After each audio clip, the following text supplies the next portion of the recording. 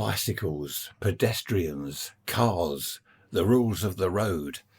Hello, my name's Ray, and this episode is all about, well, not all about, because as you well know, I go off at tangents. It's about the highway code and the new rules that they've just brought in. Some of them might make sense, others seem rather weird. A chap on Twitter, I read his comment the other day. He said, the new highway code has been written by an 8-year-old who's just got himself a bicycle, which I thought was quite good. Now, here's the thing, okay? Here's the thing. If everyone was sensible on the road, we wouldn't need rules, would we? We wouldn't need rules that tell us not to do this and not to do that. The trouble is, we're not all sensible, are we, on the road or anywhere else? Unfortunately, there are some idiots around. Now, let's start off with this new highway code, some of these new rules from what I've read. You're driving along in your car, doing the correct speed. Let's say it's in the UK, 30 miles an hour, left-hand side of the road. We're doing it properly, driving along. You want to turn left into a side road, and there's a bicycle just in front of you. So what do? You've got three choices. You either try and overtake him and get in front of him fast. You either wait till he goes and then you can turn left, or you turn left and knock him off his bike. No, it's not funny. That's the three choices. I would have thought, wait until he's gone past the junction, then you can turn left. You've only got to wait a few seconds. Now, that's what I've always done. This is one of the new rules in the highway code. You have to wait for him to go and clear the junction before you turn into it. Of course, in America and other places, you'd be turning right into your junction, wouldn't you? Because you're right-hand drive. Same thing, just back to front, mirror image. Now, I don't need to read that in a book of rules to tell me, do not knock the cyclist off his bike. I would have thought that's obvious. Do not try to cut in front of the cyclist and make him wobble or, again, come off his bike. Wait until he's cleared the junction. I don't know, do we need a rule for that? Well, obviously we do, because some people are idiots. So that's one of the new rules, which makes sense, but I would have thought we'd do it anyway. Another rule is, this is weird, a cyclist should ride his bike in the middle of the lane. Not over by the curb, but in the middle of the lane. So you come along in your car, you're doing 30, he's going along at, say, 10 miles an hour in the middle of the lane in front of you. You can't go past him. I don't quite see the sense in that. Traffic builds up, causing all sorts of problems. People will try and overtake him. Again, idiots, there's always an idiot that'll think, oh, I'll overtake him, I'll get past. So they have to go onto the wrong side of the road, they cause problems. The whole thing, I don't know, I'm not sure. I'll come to some emails later. We've got emails from motorists and emails from cyclists. So we'll see what the balance is, the balance of idiots as opposed to sensible people. No, but seriously, I don't see the point of a bike riding in the centre of the lane, because then the cars just can't get past, obviously. And if it's a long road with nowhere to pass, what if it's a mile long, this road, a mile, at 10 miles an hour? The queue of traffic will be horrendous. So I don't understand that. And another thing I read is cyclists should ride two abreast, so side by side in the middle of the road, making it even less possible to go past them. So I don't know, that seems a bit odd to me. I used to ride a bike. I rode the bike everywhere. It was great, rather than taking the car, want to pop down to the town or pop to some shops or whatever. I'd ride the bike. It was like a racing bike, the drop handlebars. It was quite a nice bike, actually. But I would never go on the main roads with it, not because the drivers are idiots, because they're not all idiots. Several reasons. Traffic fumes to begin with. I'm cycling along by the curb. All the cars going past me, all the exhaust pipes are only a few feet away from me. And I'm breathing in all that. And of course, as I'm cycling, my heart's pumping the blood round faster. It's exercise. I'm breathing faster and deeper, and I'm taking in all this carbon dioxide. That's one reason I kept to the side roads. Another reason is, idiots aside, I won't keep calling people idiots, but a car driver is in his car, is cruising along, and he wants to change the station on his radio. He just looks down at the radio to press a button or turn the knob. Crash. He's knocked me off my bike. His fault entirely, I agree. His fault. He is, in this case, he is the idiot. He wasn't looking where he was going and he's knocked me off my bike. So, I'm in hospital with a broken back, with a doctor saying, you'll probably never ever walk again, you'll be in a wheelchair. Well, it's no good me saying, well, it was the car driver's fault. I mean, whose fault it was at that stage doesn't matter. My life is ruined, and I'm lucky not to be dead. So even though that was the car driver's fault, it's all too late to worry about whose fault it was. My life's ruined. What if the driver... I mean, the law now is you must not use your mobile phone while you're driving. Well, again, I would have thought that's obvious, wouldn't you? I've never used my mobile phone while I'm driving along the road. I mean, it's distracting. You've got one hand on the phone, unless you've got this hands-free stuff, of course. But I'm talking about using your phone as you would normally. You're holding this phone to your ear. You've only got one hand to steer and control the car with. But apparently we need a rule and heavy fines to stop people doing that. And they still do it. Here's the thing again. They are going to do it anyway. If you say it's £1 million fine, they'll still do it. If you say it's 5,000 years imprisonment, you still get the odd idiot that does it. So I am the poor cyclist that's going along, minding my own business. I'm totally innocent. And some fool on his mobile phone knocks me off my bike. I could be killed. I could be killed. I could be maimed for life, you know. So it's no good saying, well, drivers shouldn't do that. They shouldn't use their phones. They shouldn't fiddle with the car radio or whatever. They should be looking where they're going. We all know they should be looking where they're going, but they don't all do that. That's the point I'm trying to make. I used to quite enjoy cycling around, especially in the summer, not in the winter, of course. In the summer, lovely, beautiful day, cycling around the quiet side streets. Really nice. You know, you've got an opportunity to look around and look at people's gardens. Birds are singing. Not a lot of traffic because you're on the side road. It was nice. OK, it took a little bit longer possibly to get from A to B. I could have gone on the main road. I did once. I had a dentist appointment and I was slightly late for some reason. And I thought the best thing is to get onto the main road. Do you know, it was awful. Cars flying past me at breakneck speed. Their fault again, not mine. I'm the innocent cyclist. I was doing things properly. I was keeping into the curb. Imagine now I'm advised by the highway code to ride in the middle of the road, in the middle of the lane. Goodness knows what. I don't think I would have got to the dentist. I think my teeth would have been the last of my problems. Oh dear.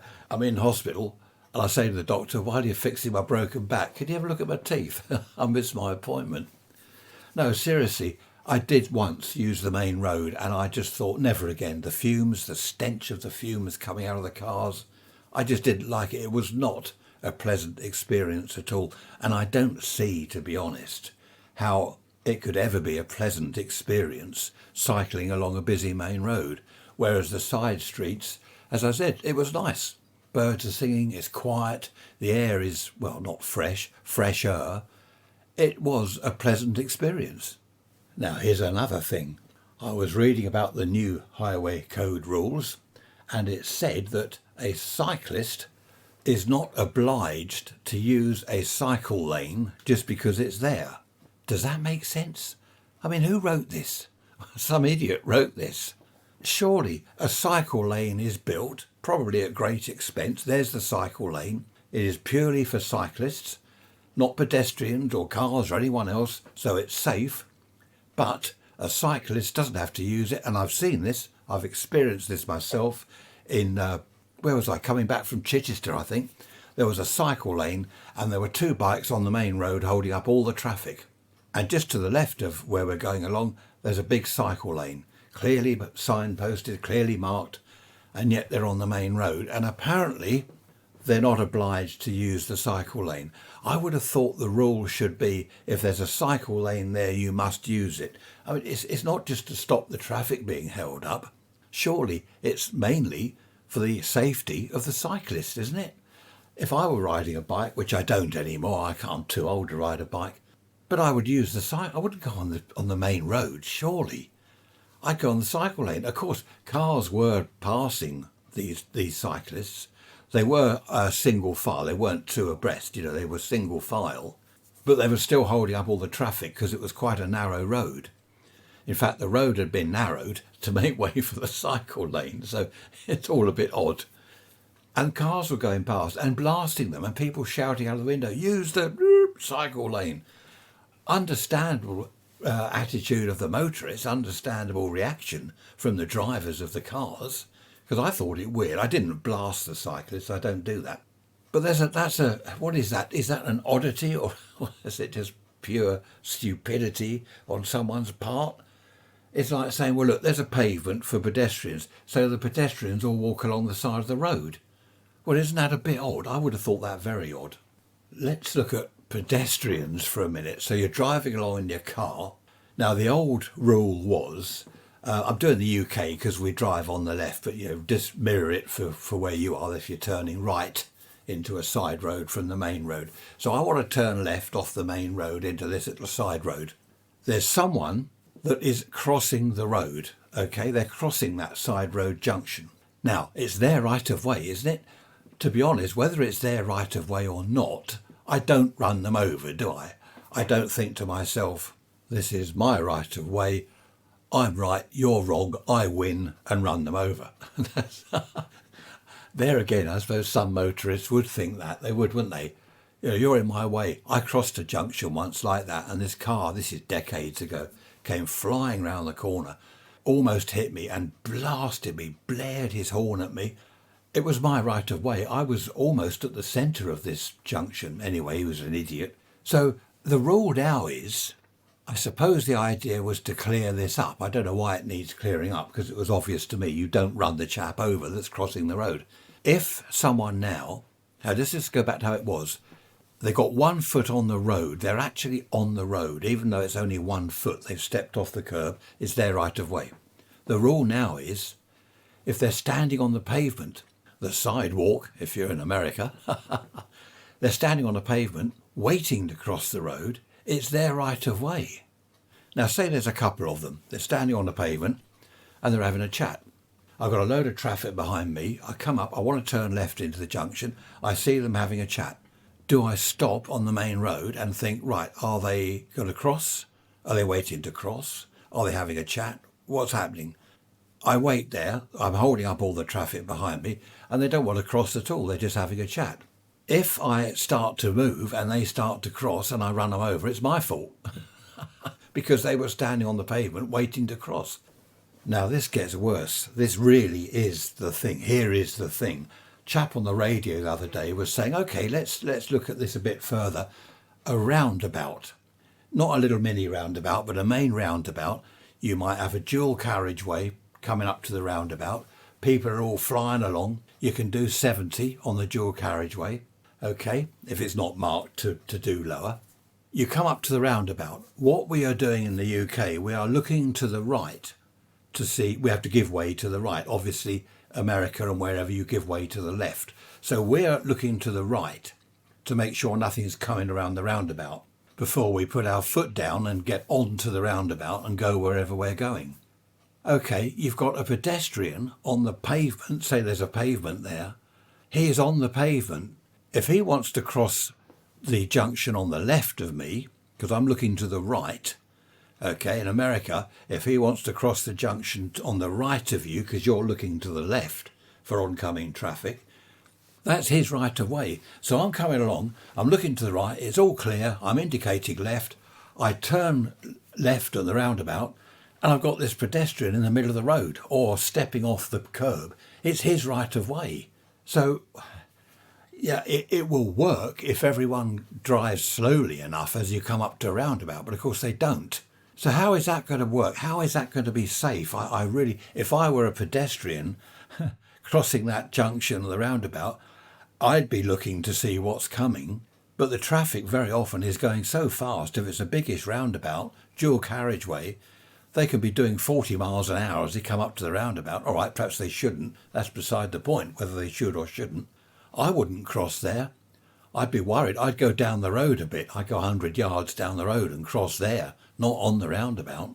You see what I mean? As the chap on the radio said, The interviewer chap, he was talking to various people on the phone. Don't you hate phone calls on radio stations? I do. If I want to listen to people's phone calls, I go and tap the phone wires. I don't want to listen to it on the radio.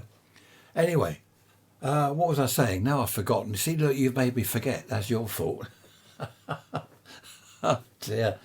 But isn't it all a disaster? There are various other rules that have come out that I can't remember them all now. I shall have to have another look. Let's just do an email here. James says, no, it's not James, that's last week. Sorry, Colin. Hello, Colin. Colin says that he is a cyclist, a keen cyclist, and a motorist, and a pedestrian, I suppose, James, if you go out walking. And he says that what he does, if it's a narrow road, say it's a country lane, he likes going up in the country. If there's traffic building up behind him, or before it even builds up, I suppose, there's a lay-by or something, he'll pull in and let the traffic go, rather than just have the attitude that this is my right of way, I should be here, and I'm going to hold up sort of 15 miles of traffic. Rather than do that, he'll just nip into a lay-by, or wherever he can just go, just for, I don't know, 30 seconds, just to let all the traffic go past. Tractors do that, don't they, out in the country? Very often a tractor driver will pull into a lay-by because he's going along slowly and he lets the traffic past. A couple of friends of mine have got Jeeps, wartime Willys, American Jeeps. And they're not that fast. They go along at 40 miles an hour. So, of course, the traffic builds up behind. And they do that. They'll pull into a lay-by, let all the traffic go past, and then they'll carry on. It's just, you don't need rules. Well, you do. This is the trouble. You shouldn't need rules for that. I would have thought it obvious, common sense, being courteous, polite, thinking of other road users. No, honestly, some drivers have never heard of this. Think of other road users. What's that mean? Courteous? What's that mean? I'm coming through. It's my right of way. Get out of the way or I'll flatten you. No, it's not funny though, is it? I'm surprised there aren't more accidents, to be honest. The way I've seen some people drive, I don't know how there aren't more accidents, really. Just going back to the roundabout scenario. Okay, I want to turn left at the roundabout that's coming up. I'm looking to the right to make sure nothing is coming, no traffic. If there's someone standing on the pavement, forget their foot in the road or they're crossing, like I said earlier. They're just standing on the pavement. This is the new rule. Or on the grass verge or whatever's there. It might be a field. If they're standing there, not on the road, but in the field, near the road, they could cross and it's their right of way. I don't know what they're doing. I mean, it's bad enough for a roundabout. You've got to check what's coming. You've got to keep an eye on all sorts of directions and things going on. You've also got to watch some bird watcher that happens to be standing in a field with his binoculars looking at a hen harrier. No, not. I mean, you know what I mean. I mean, if he's looking up at the sky through his binoculars, then you wouldn't give way to him or wait to see what he's doing. But that could be a bit of a Orcs type scenario, couldn't it? And someone else on the radio mentioned about insurance claims. You've got a bike and it's getting a bit old, so what you do is you cycle across the junction, leap off as the car hits your bike, so you're okay. Oh, look, you can get me a new bike on your insurance. As a car driver, you have to be very careful with these insurance scams. You get someone in front of you, there's a clear road in front of them, and they slam on the brakes, so you go in the back of them. And of course, it's your fault. If you go in the back of someone, it's entirely your fault because you're too close to them. They should be able to slam on the brakes and stop almost instantly. And you have plenty of time to stop without hitting them. That's the idea, which I suppose makes sense. But of course, these insurance scammers, they will even, I've known this to happen, someone flashes their lights for you to pull out of a junction. They're saying, yeah, come on, pull out in front of me, that's fine. And they go on the side of you. And the insurance claim is, well, I'm going on the road and he pulled out in front of me and I hit him. And they do say, don't flash your lights at people. Especially, I think that was in the highway code, the new rules. Don't flash your lights at bikes or pedestrians to cross because it's dangerous. Well, I never have done.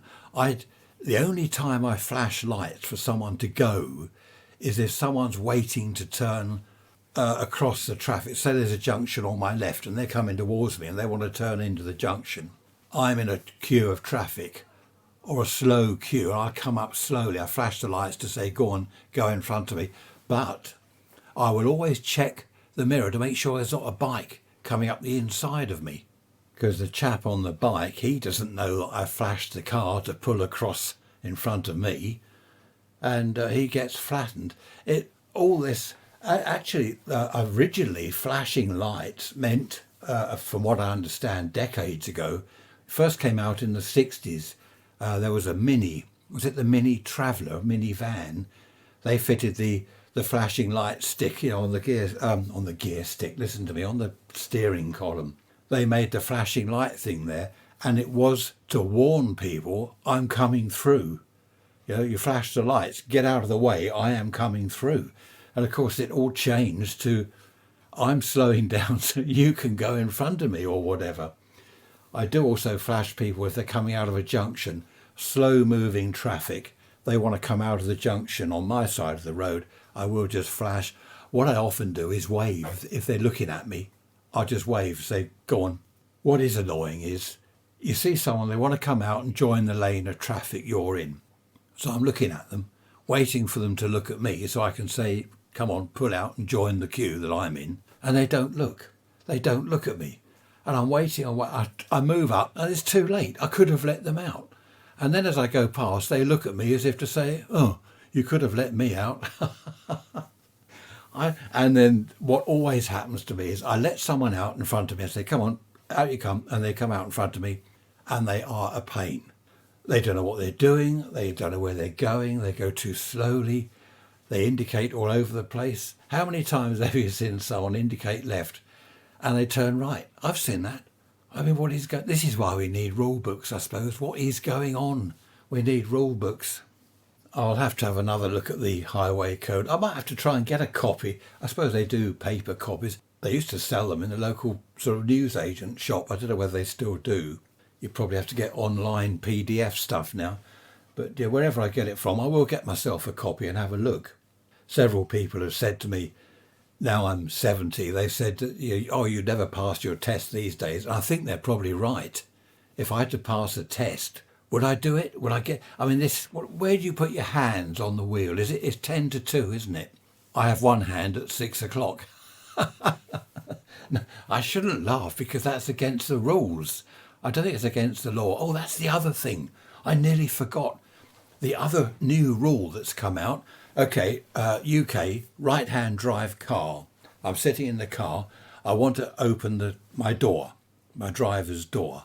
You must use your left hand. I have to reach across and open the door with my left hand.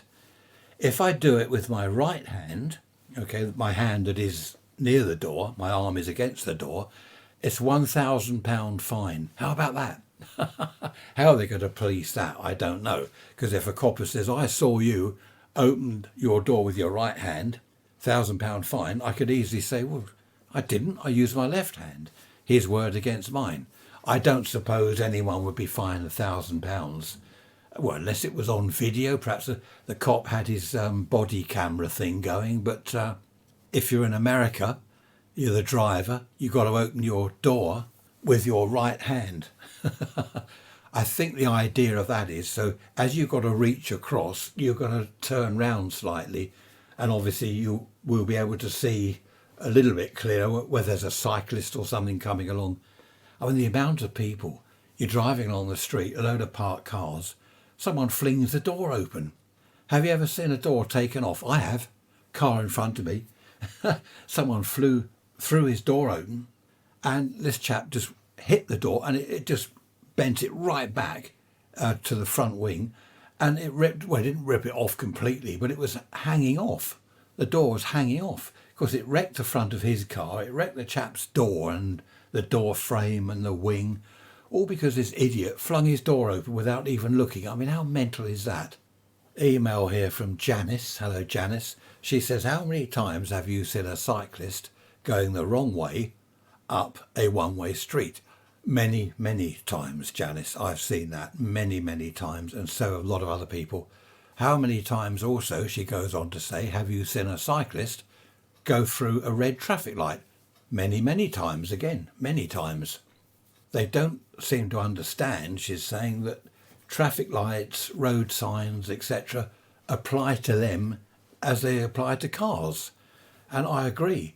There was a cyclist, I remember, there was a lady crossing a road with a pram, and this cyclist was coming the wrong way. Now, you should say, well, the lady should look both ways, even though it's a one-way street. Well, fair enough. But the lady had looked, say, to her left. There's nothing coming. There shouldn't be anything coming from the right. She pushed her pram out, and a cyclist nearly hit her. The cyclist wobbled off and went into the side of a parked car. The cyclist was swearing and, you should look before you push your pram out on the road. And the woman said, well, hang on, it's a one-way street. You shouldn't be cycling this way. And do you know what the cyclist said? That doesn't apply to bicycles. One-way streets don't apply to bicycles. How wrong is that? As I said earlier, I've been a cyclist and a motorist for many years. I don't cycle now, but I can see both sides of, I was going to say, of the argument. Is there an argument? I suppose there is to an extent. What cyclists don't seem to understand is, or they don't think or realise, I don't know, is that if a car hits them, who's going to come off worse, the car driver or the chap on the bike? You know, the car driver's fine. The cyclist falls off his bike, hits his head on the curb and could be killed. I don't know. It's all very well someone on a bike saying, this is my right of way, so I'm going to carry on. Crash. It is his right of way. He's perfectly correct. But he ends up with a smashed head. And it's all very well a motorist saying, this is my right of way. If the motorist is correct, it's my right of way, so I'm not going to stop if you pull out in front of me. Then the cyclist could get killed. So the motorist is stupid. You know, I think, well, that's it. I said, I think. People should think. They don't think, do they? Road users don't think. They just seem to plough on. How many times I've seen this? Couple in a car in front of me, driving, perhaps there's a row of shops on the left, they're driving along. They stop the car and they're both pointing at a shop. Oh, look, that's the shop. I mean, I can't hear what they're saying, but I'm making it up. That's the shop where I bought that hat from. Oh, is it? Ah, yes. Oh, we'll have to go in there. We'll have to have a look, because I could do with a new hat. They've stopped in the middle of the road. All the traffic's piling up. That no one knows what's going on. People start blasting their horns. They're oblivious. Some drivers are oblivious to other road users. It's incredible. Someone's looking for a road. They're going along the main road. They want to turn off, say, to the left. They're looking for a road. No, it's not that one. They go slowly. They go down to 15 miles an hour. Hang on, is this the road? No, that's not the one I want. They almost stop. Then they carry on. No indicating. Totally oblivious to whatever's going on behind them. I mean, some people don't know what the rear view mirror's for, do they? I'm convinced. They think it's for doing their hair. Now, that's not sexist. I mean, men and women, and him, her, those, they, it, and everyone else. Now I'm going to get into trouble again. Oh, I love it. I love getting into trouble. So anyway, there we are. Should we go on to politics? Oh, no, I will get into trouble. How about Boris and his birthday cake? Honestly, Boris and his birthday cake. Well, how are you going to look at that? There's different ways. First of all, there's the Russia-Ukraine problem. There's all sorts of big problems in the world, and people are going on about Boris and his birthday cake. Or you could look at it the other way round. It's not about Boris and his birthday cake. It's about the Prime Minister lying to Parliament. That's what it's about. It's not the cake itself. Anyway, I'm following all that with interest. Well, I say I am actually. I'm following it all with interest. A little bit of interest, just to see what the outcome is. What that's got to do with the highway code. Perhaps they need a highway code for MPs and Prime Ministers. You will do this, you won't do... Actually, they have got that, haven't they? They do have their rules. They've got a rule book or something. I don't know. Do you know, the last thing I would want to be is an MP. And the really last thing I want to be is a Prime Minister. Damned if you do, damned if you don't. Whatever you do, it's wrong. Why be a Prime Minister? Why does Boris want to be Prime Minister? What's the money? Is it 120,000 a year? I mean, that's not a lot, is it? Oh, it's nice. It's more money than I've ever earned. But the stuff that goes with that job for 120,000 a year, oh, good grief. Stone the crows. I wouldn't do that for $1 million a year. The stress, forget it. There was something else I heard on the radio this morning. Is it Liz Truss, the MP? What is she, the Foreign Trade Secretary, whatever she is? She went to Australia, obviously flew there because it's a long way, and she flew off in the government plane. The government have their own sort of private jet because there's always someone jetting off somewhere around the world, and this Liz Truss went to Australia and back in the government's jet. And people are saying, oh, that cost all this money, blah, blah, blah. I think there are about 13 people in the team that she was with. So they were discussing things on the plane, and you can't do that on a normal flight, ordinary sort of flight full of holidaymakers. And she said, well, yes, someone said, oh, she admitted it. She admitted going off to Australia in the government plane. And she said, yes, well, that's what the government plane is for. It's for people in the government to fly around and to use. Now it's got to the stage where I've seen all sorts of jokes on Twitter. What was it someone put the other day? Something about, Boris used some toilet paper. Who paid for the toilet paper? Is that taxpayers' money? It's all got really silly now, all the jokes and that on Twitter about it. The whole thing has just become as people have said, the UK now is kind of laughing stock of the world, because the world are on about, what's that noise? Can you hear that? Someone's digging up the road again. I don't believe it. Digging up the road. Yeah, apparently we're now sort of the laughing stock of the world because all this about the cake and who had a beer and who didn't. He had a bit of pizza in the garden. Oh, that's a party. No, it's not. It was a work meeting. No, it was a party because there was a glass of wine and he had a piece of birthday cake. Good grief. As I said, I would not want to be an MP. I would not want to be the Prime Minister. I couldn't cope with all that stress. Two conflicting emails here. One from Jerry and one from John. Hello, both. Right, Jerry puts on his Lycra gear at the weekend and he goes off cycling up the country roads and he loves it. And he says the motorists are a damn nuisance. His words, not mine. So that's Jerry in his Lycra gear. Right, John says, at the weekend we like to drive out into the country, the family drive out into the country. And he said, I get some bloke dressed in Lycra in front of me on his bike getting in my way. It's saying, damn cyclists. So you've both got to think of the other chap's point of view. John and Jerry. That's ice cream, isn't it? Oh, no, it was Tom and Jerry, wasn't it? No, they were the cartoon people. Anyways, I like those cartoons. Oh, have you heard? Snow White and the Seven Dwarves, right? That just reminded me. Disney I think I'm right. Disney or someone is thinking about having to change this because people with dwarfism are offended. Now, they had a lady on the radio the other day. She was a dwarf. She described, what was that? Strange noise. Described herself as a dwarf. And she said, I'm not offended. She said, I love Snow White and the Seven Dwarfs. She said, I've never even thought about it. And she said, I just can't see what the problem is. I mean, how far do we go with this? Someone said, what are we going to have? Are we going to have now Snow Black, Snow Black and the Seven Giants or Seven Lofties or something? Well, I forget what they said. But where's this going to end? Where is it going to end? Oh, and something else. Allegedly, this is what I've read. I mean, a lot of the stuff you read, you can't, it's not gospel. You can't quote it as the truth. That's why I'm saying this is what I've read.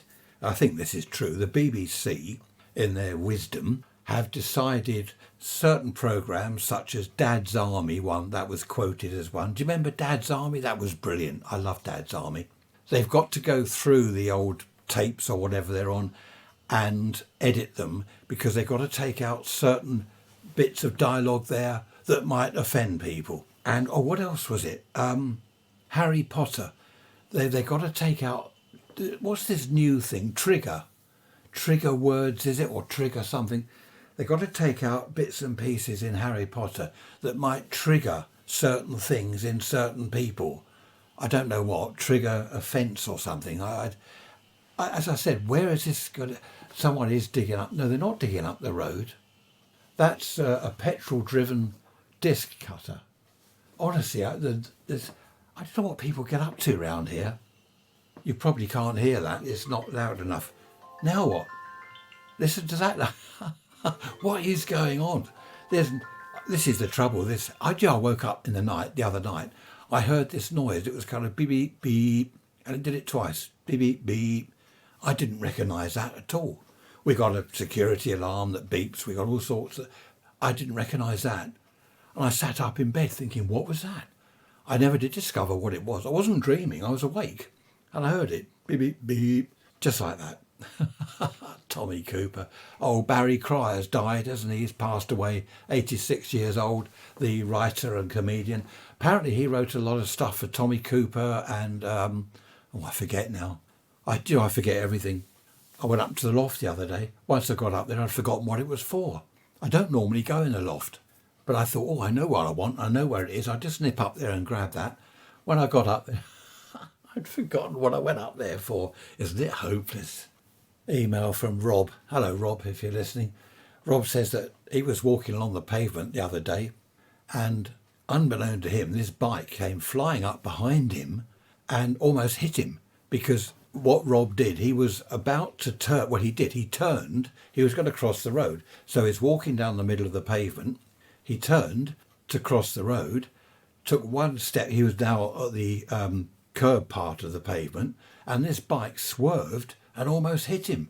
And the cyclist just whizzed off, and he's left thinking, good grief, what was that? As he said, bikes shouldn't be on the pavement. And I had a similar thing, actually, a few years back. The chap nearly hit me. He was on a bike, came flying up behind. I'd moved to one side because we were going to cross the road. I was with my wife. We were going to cross the road. He had to swerve, and he nearly hit me. He cycled off. I did shout out, the pavement's for pedestrians, and he just did some sign at me as he drove off, cycled off rather. So they shouldn't be on the pavements. I agree with that. See, again, it's unfortunately we seem to be in the situation where it's them and us. It's the cyclists and the motorists. It's the them and us situation. And it shouldn't be like that. It should be safety first. From everyone's point of view should be safety first. Not them and us situation where it's almost, we're at war. It's just not good, is it? Another thing is these wheelchairs or mobility scooters. They go flying along the pavement, and you step out of your front pathway. To say you've got a path and your front gate, you might have a hedge so you can't see what's on the pavement. Obviously, if someone's walking along, they will just stop and let you walk out, or you'll stop as they go by. If you've got a mobility scooter doing whatever 10, 15 miles an hour, you step out onto the pavement from your path, you're flattened. Or a bicycle. There was a thing on the seafront a few years back. This poor woman, she got hit. She was just on the seafront, on the promenade. She was walking along with her family and a bike hit her and did terrible damage. I won't go into that, but did terrible damage to her, life-changing injuries. Awful. All because this cyclist, I don't know whether it was a cycle lane, whether they were allowed there or whatever, but people don't realise that you get a chap on a bike, say a 15-stone chap on a bike going along the pavement at, say, 15 miles an hour. If he hits anyone, it could kill them. People just don't think. Back to that, people don't think. It's such a shame. But it really has got to this them and us situation, which I think is daft. As I say, I've been a cyclist. I preferred the side roads. I think even now I won't, but even now if I were to cycle, well, no, I wouldn't, because the other thing is potholes. Look at the potholes in the roads. Stone the crows, they're everywhere. They're bad enough for cars. You get the front wheel of your bike in a pothole, you go over the top, you land on your head, or you land in front of a lorry and get flattened. The whole thing is just awful. I agree, cyclists should be on the road. Yeah, of course they should. But I don't think I'd do it. I think if I were a cyclist, I'd say, I'm going to give up. I'm not going to do it. It's not worth the risk. I know that's giving in. You could say, well, that's just sort of giving in, running away from the problem. But I don't know, I think that's what I'd do. As I've said, I can see both sides of both points of view. What worries me at night is if I'm driving in the car at night, a lot of bicycles don't have lights on. They just don't have lights. And if they're wearing a dark jacket and it's dark, you don't see them. It really is worrying. You know, many times I've come across a cyclist, I thought, God, hang on a minute, brake or swerve. I didn't see him. He's got no lights. He's got a dark jacket on. The street lighting may not be too good. And again, who's going to come off worse? I'm going to get a dent in the car. He could be dead.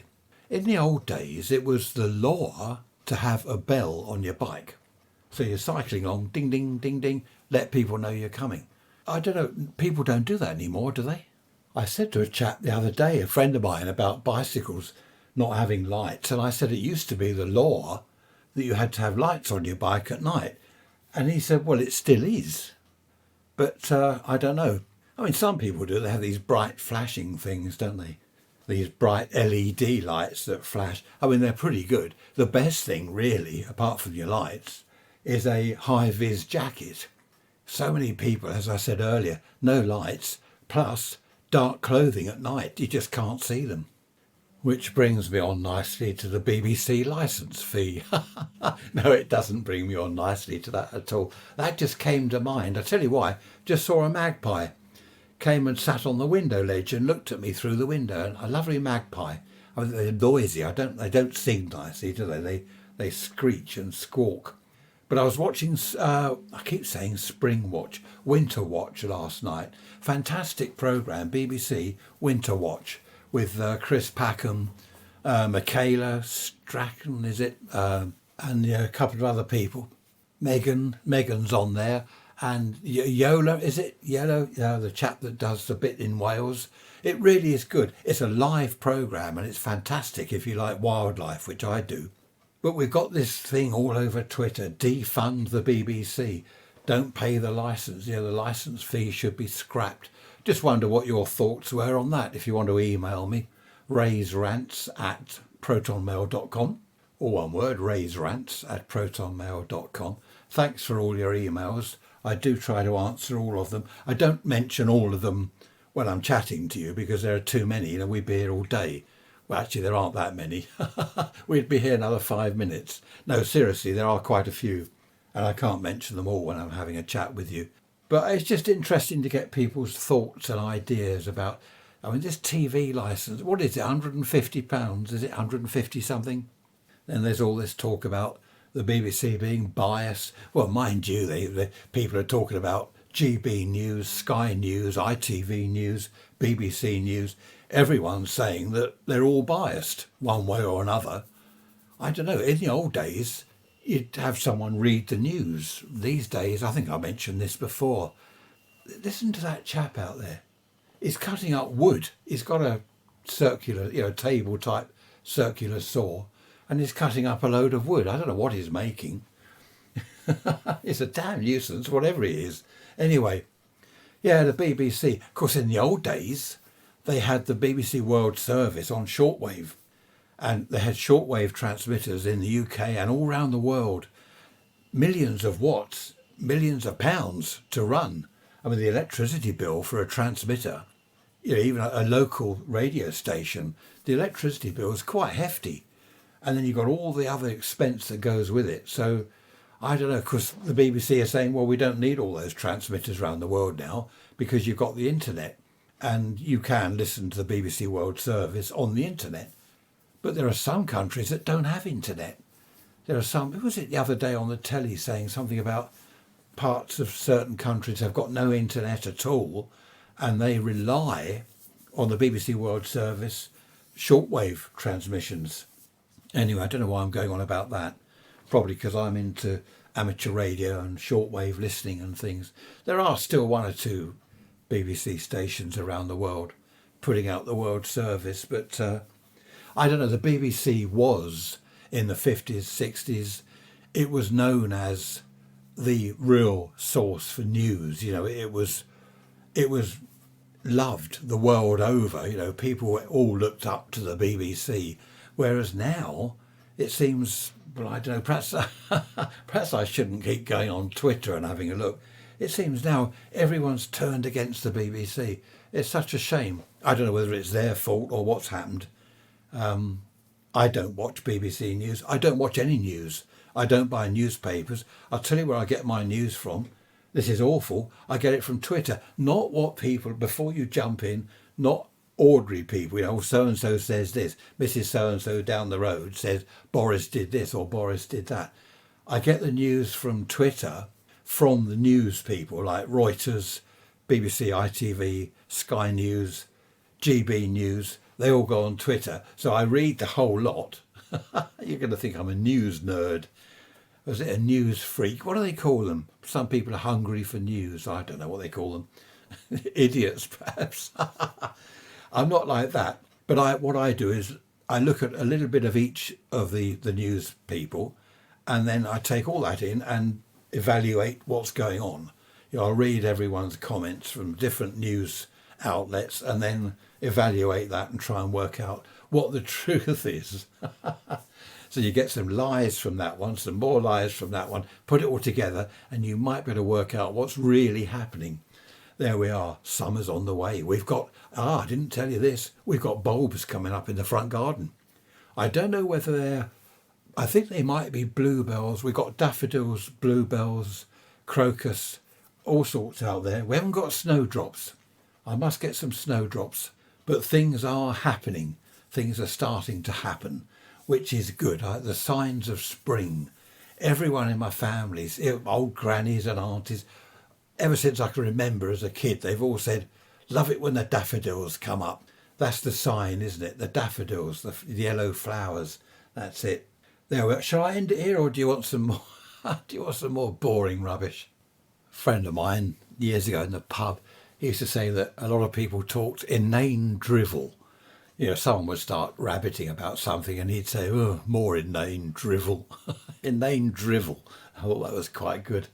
Some of these newscasters, though, going back to that, they really have got their own agenda. You know, they are, what was it the other day? I won't mention names, but some newscaster people were saying is a real Boris basher. You get these Boris bashers, then you get the others that are Keir Starmer bashers. It goes on and on. It never used to be like this. I suppose that's what this is all about, isn't it? My podcast, it never used to be like this. It was so very, very different in the good old days. You didn't have all this rubbish, various news outlets all with their own agendas and biased and lying.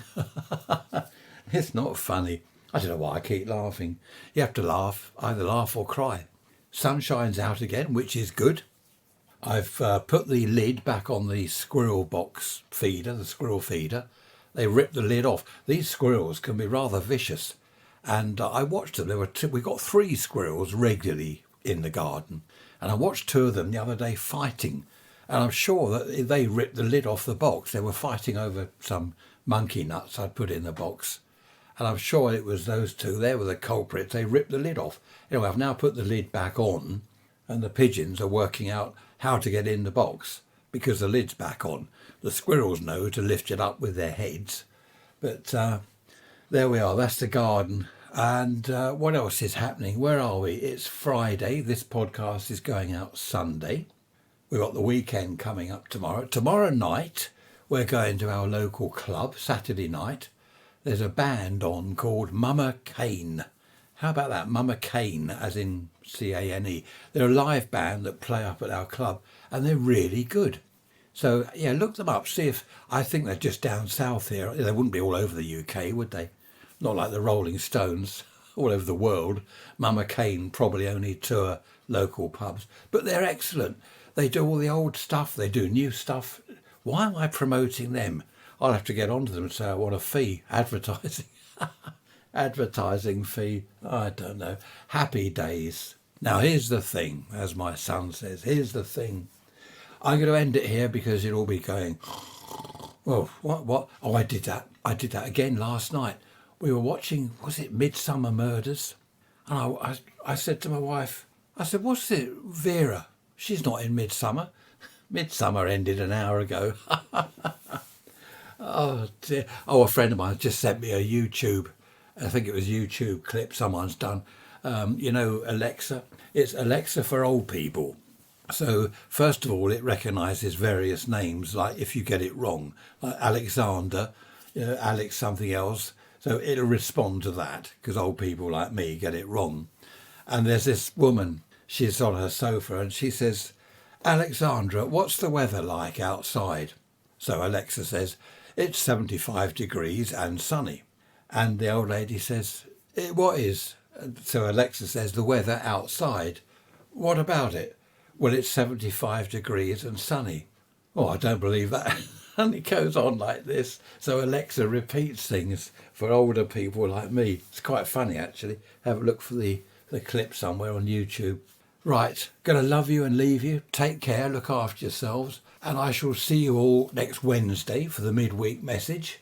Until then, bye-bye for now.